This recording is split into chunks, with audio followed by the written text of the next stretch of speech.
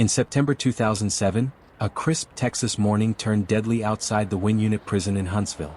What began as a routine work detail for two inmates quickly spiraled into a desperate escape attempt, and a tragedy that shook the Texas Department of Criminal Justice to its core. Jerry Duane Martin, already serving a 50-year sentence for attempted capital murder, saw an opportunity to run. Alongside fellow inmate John Ray Falk Jr., he overpowered a guard, stole a truck and made a break across the open field. Standing in his way was 59-year-old correctional officer Susan Canfield, mounted proudly on her horse and determined to stop them. In the chaos, Martin drove the stolen truck directly into her path. Her horse collapsed, and Officer Canfield was thrown violently to the ground, losing her life in an instant. That moment sealed Martin's fate. 6 years later, in 2013, he would take his final breath inside Texas' notorious Wynne Unit execution chamber. To understand how a troubled childhood turned into decades of crime, how an officer's bravery ended in tragedy, and what Martin's last day looked like inside Huntsville's infamous Wynne Unit, we have to go back to the very beginning. But first, hit subscribe and tap the bell icon, because this is the kind of case that lingers long after the screen fades to black. Jerry Duane Martin was born on March 28, 1970, in Texas, into a world that, from the very beginning, seemed stacked against him. His childhood was marked by deep instability. He grew up moving from place to place, and unlike most boys his age who longed for the guidance of a steady father figure, Jerry barely knew his own. His father's absence left a hollow void, and that emptiness was soon filled with destructive influences. By the age of 11, when most children are still clinging to innocence, Jerry had already turned to alcohol and drugs, a dangerous escape from the pain he carried inside. That same year, in a haunting cry for help, he attempted suicide, a tragic act that revealed how dark and overwhelming his young world had become. School offered no refuge. Struggling academically and emotionally, Jerry dropped out by the 10th grade, shutting the door on the stability an education might have provided. Instead, he drifted into construction work, scraping together a living with his hands, but never finding the discipline or direction to pull himself away from the chaos of his inner demons. Court psychologists would later describe him as deeply troubled, haunted by abandonment, addiction, and despair. And while it is important to recognize the pain and brokenness that shaped Jerry Martin's early years, it is equally important to understand that hardship does not excuse what he would later do. His path, paved with heartache, poor choices, and escalating defiance, was already set on a collision course with violence. What began as a childhood marred by neglect and bad influences would, in time, lead him not only behind prison walls, but ultimately to the gates of death row. In 1991, Jerry Duane Martin crossed the line that would begin his long and violent history with the Texas prison system. He was convicted of theft and handed a 10-year sentence, a serious punishment for someone just 21 years old. But the Texas prisons of the early 1990s were under strict federal population caps. Judge William Wayne Justice had ordered the state to reduce overcrowding, and because of that, thousands of inmates were quietly released long before serving their full time. Jerry Martin was one of them. Instead of spending the better part of a decade behind bars, he was freed on what was called shock probation, the idea being that a short burst of prison life would scare an offender straight. For Martin, though, there was no shock, no lesson learned. Freedom came quickly, and it gave him more time to feed his addictions, stoke his anger, and slip deeper into the kind of recklessness that would soon turn violent. The turning point came on August 15, 1994. Police were called to Martin's mother's home in rural Collin County after reports of gunfire during a heated domestic disturbance. By the time officers arrived, Martin had already fled in his truck. What followed was chaos, a high-speed chase that tore across quiet country roads and through the heart of a community unprepared for the violence erupting in its backyards. Martin drove recklessly, hitting speeds of 60 and 70 miles per hour down narrow two-lane roads.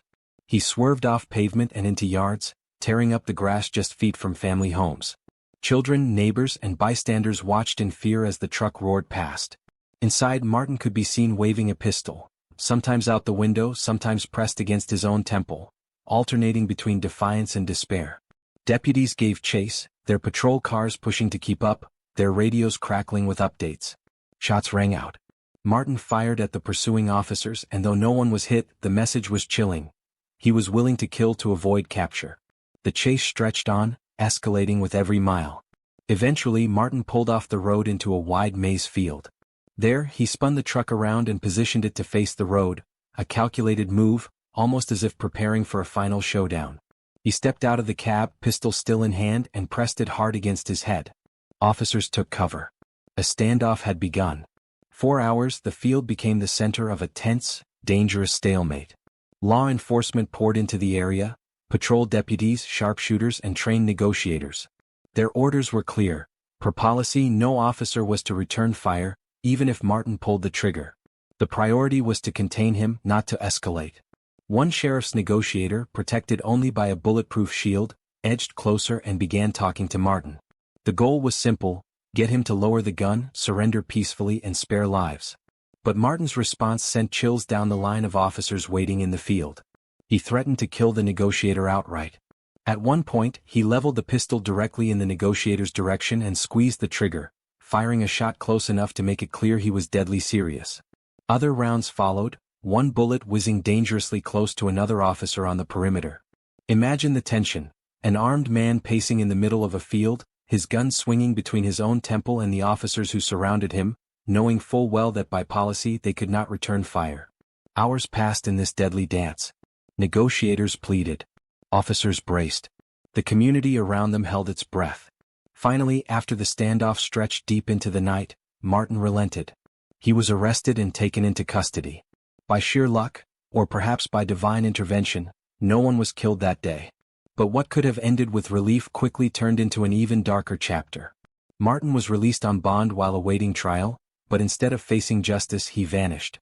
For nearly 3 years he lived as a fugitive, leaving Texas behind and slipping into obscurity. It wasn't until 1997 in the state of Kansas that authorities caught up to him. Extradited back to Texas, he was finally made to face the charges: 2 counts of attempted capital murder for the shots fired at deputies, aggravated assault, and failure to appear in court. The court system was unforgiving this time. Martin was slammed with a crushing set of sentences: 50 years for one attempted capital murder, 40 years for the other, 10 years for aggravated assault, and another 10 years for failing to appear. Stacked together, it was enough to ensure that Jerry Martin would spend most of his life behind bars. But prison didn't change him. If anything, it hardened him. By the mid-1990s, Jerry Duane Martin was no longer a troubled young man on the edge of society. He was now a convicted violent offender, serving what was effectively a life sentence, and already thinking of ways to escape the walls that confined him. And when the opportunity finally presented itself, Martin would seize it, with consequences no one could have predicted. September 24, 2007. It was a Monday morning in Huntsville, Texas. The air was warm, the sun steady overhead, and at the Wynne Unit prison, a squad of 20 inmates was hard at work in the onion fields just outside the main security fence. Among them were 2 men who had already spent years behind bars: 37-year-old Jerry Duane Martin and 40-year-old John Ray Falk Jr. At first glance, nothing about that day looked unusual. The prisoners moved in long lines, watched closely by armed guards on horseback, part of a routine work detail the prison had carried out for decades. But what no one knew was that Martin and Falk had been watching, waiting, looking for any weakness in the system. And on this day they decided to act. Martin walked up to one of the mounted officers, using a simple distraction. He said his watch was broken and asked if the officer could hold it. While the guard's attention flickered for just a second, Falk moved in from the other side. In an instant, the 2 men lunged. Martin grabbed for the revolver at the officer's side, wrestling for control of the weapon. The horse reared. Shouts erupted across the field. Falk rushed in to help, pushing the officer to the ground. Within seconds, the revolver was torn free. Martin tossed it to Falk and the balance of power shifted. Now the inmates had the gun. Chaos exploded across the onion patch. The 2 convicts bolted for the edge of the property, clawing through a barbed wire fence that separated the prison fields from the Huntsville City Service Center. Guards shouted commands, warning shots cracked through the air, and suddenly the sleepy outskirts of town became the scene of a prison break. The 2 men split up, running in opposite directions. Falk, with the revolver in his hand, drew the immediate focus of the guards. Shots were fired in his direction, but none hit their mark. And in that moment of distraction, Martin found something far more dangerous than a handgun. A 1-ton flatbed pickup truck, parked at the service center with the keys still inside. He climbed into the cab, turned the ignition, and suddenly the escape attempt took on deadly momentum. Just ahead of him, mounted on her horse, was 59-year-old correctional officer Susan Canfield. She was a respected veteran of the department, a woman described by her peers as fearless, disciplined, and deeply committed to keeping her community safe. That morning she had been assigned to patrol the service center, an extra layer of security. Now she was the last line of defense. Officer Canfield didn't flinch. When Falk tried to advance with the revolver, she drew her weapon and fired until her rounds were gone. She reached for her rifle, prepared to stop him, but Falk managed to wrestle it away. For a moment, it looked like she might have been outmatched, until fate intervened in the form of Martin behind the wheel of the stolen truck. With the engine roaring, Martin barreled straight toward her and her horse. Witnesses recalled the horrifying impact. The truck slammed into the animal with brutal force.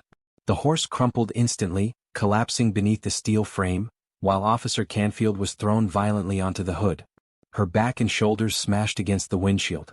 Her head struck the roof. And then, with heartbreaking finality, her body was flung into the air before crashing down onto the ground. The truck did not stop. In that instant, the escape attempt had claimed a life. Susan Canfield, mother, wife, dedicated correctional officer, lay fatally injured. She would never rise again. Her horse, gravely wounded and already carrying a bullet injury from earlier in the chaos, was later euthanized. Martin pulled the truck around and picked up Falk, who climbed into the passenger seat with the stolen rifle. The two men sped away, desperate, reckless, and now wanted not just as escapees but as killers. Inside the service center, employees scrambled. One worker, Jay Miller, jumped into his own vehicle and began tailing the fleeing inmates while on the phone with 911. The chase snaked through Huntsville's roads and onto Interstate 45. At one point, the truck's passenger, Falk, leaned out with the rifle and fired at Miller, narrowly missing him. But Miller refused to back down. He stayed on their trail, updating police step by step. The flatbed truck roared down the highway, but freedom was already slipping away. The rifleman fired blindly at pursuing officers. Shots cracked through the windshield of squad cars into open fields, across stretches of Texas road. But police and sheriff's deputies closed in, cornering the stolen vehicle as it pulled into a grassy field. With the engine stalling, the two men bailed. Falk hijacked a pickup in a bank drive-thru, shoving the driver aside. Martin, now carrying the stolen rifle, leapt into the bed of the truck like a man preparing for a final stand. Officers fired at the tires, blowing one out, forcing the truck into the fields again. There, Martin stood tall in the bed, aimed the rifle at officers and pulled the trigger. The shot missed, but in that instant the last remnants of his escape unraveled. Both men sprinted into the woods, vanishing into the thick underbrush. A massive manhunt descended on the area. Roads were closed, helicopters circled. Officers swept the forest in tight formation. Falk was found within an hour, exhausted and cornered, surrendering without resistance. Martin, however, remained on the run. He stripped off his clothes, ditching his boots and shirt, until he was down to his underwear, hoping to move undetected through the brush. But by evening, searchers found him cowering high in a tree. He was dragged down, handcuffed, and taken back into custody. The escape attempt was over, but its cost was unbearable. Officer Susan Canfield had lost her life in the line of duty. Her colleagues, her family, and the entire community of Huntsville were left in mourning. What began as a desperate bid for freedom by two convicts had become a tragedy that would stain Jerry Martin's name forever. In a letter to his brother weeks later, Martin described the escape in chilling detail, almost boasting about his so-called courage. "You will never know the resolve, the desperate courage it took for me to wrestle an armed guard off his horse and take his gun while 3 other guards were shooting at me," he wrote. But those words rang hollow against the reality of what he had done. A mother was dead, her horse gone, and an entire community shattered. In December 2009, Jerry Duane Martin stood before a jury in Walker County, Texas, facing the most serious charge imaginable, capital murder, specifically for the death of a peace officer during an attempted prison escape. The courtroom was heavy with tension as prosecutors meticulously laid out the details of how Martin, alongside fellow inmate John Falk, orchestrated the desperate bid for freedom that tragically ended with the death of correctional officer Susan Canfield. Witness after witness painted a grim picture of the chaos that day, describing Martin's role in hijacking a vehicle and the fatal events that followed. The jury deliberated, weighed the facts, and returned a verdict that sealed Martin's fate: guilty of capital murder. He was sentenced to death by lethal injection, a punishment reflecting the gravity of taking the life of a correctional officer in the line of duty. While Martin's conviction came swiftly, his co-defendant Falk's legal journey was far more drawn out, entangled in years of hearings, appeals, and retrials, until he too was ultimately sentenced to death in 2017, almost a decade later. Unlike Falk, Martin displayed no desire to fight the system. In a striking move in 2013, he voluntarily waived his right to continue pursuing appeals, openly declaring that he did not wish to delay justice any further. He accepted his fate, stating that prolonging the process only prolonged the suffering of the victim's family. This unusual stance set him apart from many death row inmates, who often spend years, even decades, battling through the appellate process. Martin's decision gave his story a haunting finality, as though he had resigned himself to the inevitable outcome of his actions. On December 3, 2013, Jerry Duane Martin awoke knowing this was his final day on earth. Inside Texas's prison system, the rituals of execution day are carried out with clockwork precision. Like every condemned prisoner before him, Martin was offered the traditional special last meal, but, consistent with Texas's policy since 2011, he was served the standard unit meal. There was no indulgence, no feast, just the plain routine food of the prison. He ate quietly, knowing that every bite brought him closer to his last moments. As the day wore on, Martin was prepared for the final transfer. At the appointed hour, officers escorted him from his holding cell to the Walls Unit in Huntsville, Texas, the site of all executions in the state. Surrounded by guards, Martin walked voluntarily, offering no resistance. Once inside the execution building, the somber ritual unfolded. He was taken into the death chamber, a small, sterile room with pale walls and a gurney at the center. Prison officers secured him firmly with straps, ensuring he could not move. On the other side of the viewing glass, witnesses gathered, state officials, media representatives, and family members of his victim, each waiting in silence as the final moments of justice played out. When it came time for his last words, Martin turned his gaze toward the Canfield family and spoke with a mixture of remorse and finality. His voice carried a weight that filled the chamber as he said, "I would like to tell the Canfield family I'm sorry. I'm sorry for your loss. I wish I could take it back, but I can't. I hope this gives you closure. I did not murder your loved one. It was an accident. I didn't mean for it to happen, but it happened. I take full responsibility." He then shifted his words to those closest to him, his brother and friends who had come to witness his last moments, declaring his love for them and leaving behind a sense of peace. His final thought carried both resignation and faith. "You know, I'm at peace. God is the ultimate judge. He knows what happened." At precisely 6 p.m. the process began. The drug of execution was pentobarbital, the powerful barbiturate that Texas had adopted in 2012 after switching from a 3-drug protocol. The lethal dose entered his veins smoothly, administered by the unseen executioner. Outside, cameras captured the scene at the Walls Unit, protesters holding signs against the death penalty, while others stood in firm support of the execution, believing justice was finally being served. Guards lined the grounds in solemn formation, honoring the gravity of the moment. As the pentobarbital coursed through his system, Martin's breathing slowed, his eyes closed, and within minutes his body grew still. The doctor stepped forward to check for a heartbeat, and at 6:27 p.m. on December 3, 2013, Jerry Duane Martin was pronounced dead by lethal injection. His death marked the closing chapter of a long and violent story, one that ended not with chaos, but with silence inside a small chamber in Huntsville, Texas, while the world outside debated the meaning of justice, redemption, and the finality of death. What are your thoughts on this case? Do you believe his final words showed true remorse, or were they an attempt to rewrite the narrative at the very end? Share your opinions in the comments below. We'd love to hear your perspective. Don't forget to hit the like button, share this story with others who follow true crime, and subscribe to our channel for more jaw-dropping real-life crime stories you won't want to miss.